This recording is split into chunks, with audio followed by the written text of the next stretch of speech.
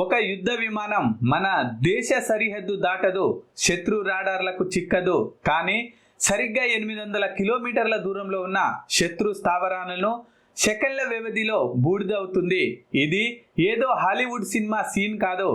భారత వైమానిక దళం IAF సిద్ధం చేస్తున్న సరికొత్త విధ్వంసకర ఆయుధం బ్రహ్మోస్ ఏ పవర్. ఇది అసలు సైజ్ మారకుండా, బరువు పెరగకుండా, రేంజ్ మాత్రం డబుల్ ఎలా అయ్యింది?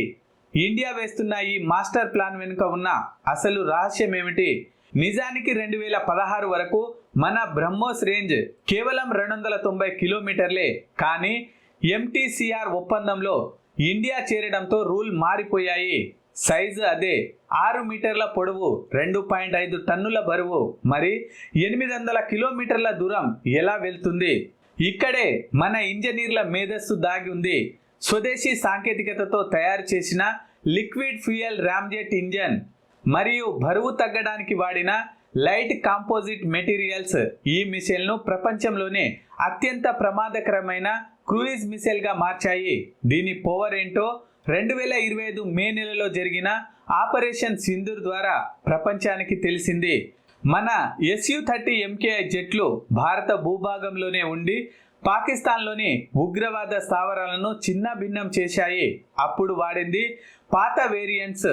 మరి ఇప్పుడు రాబోయే 800 కిలోమీటర్ల వర్షన్ అంటే అది కేవలం మిసైల్ కాదు, శత్రు పాలిట మరణ శాసనం.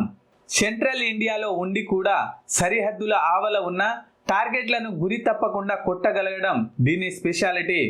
ప్రస్తుతం ఈ ప్రాజెక్టుకు భారత ప్రభుత్వం నేషనల్ ప్రయారిటీ హోదా ఇచ్చింది.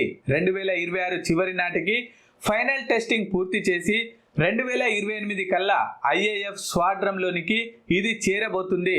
దీనివల్ల లాభం ఏంటో తెలుసా? మన పైలట్లు శత్రు ఎయిర్ డిఫెన్స్ జోన్లోనికి వెళ్లాల్సిన అవసరం లేదు. సురక్షితమైన దూరం నుండే శత్రు ప్రాణవాయువును ఆపేయవచ్చు. భారత రక్షణ రంగంలో ఈ బ్రహ్మోస్ ఏ ఒక గేమ్ చేంజర్గా మారింది. ప్రపంచ సూపర్ పవర్లకు ధీటుగా ఇండియా వేస్తున్న ఈ అడుగు గురించి మీరేమనుకుంటున్నారో కామెంట్ సెక్షన్లో తెలియజేయండి. మరిన్ని ఇలాంటి ఇంట్రెస్టింగ్ డిఫెన్స్ అప్డేట్స్ కోసం మా ఛానల్ని సబ్స్క్రైబ్ చేసుకోండి. జై హింద్.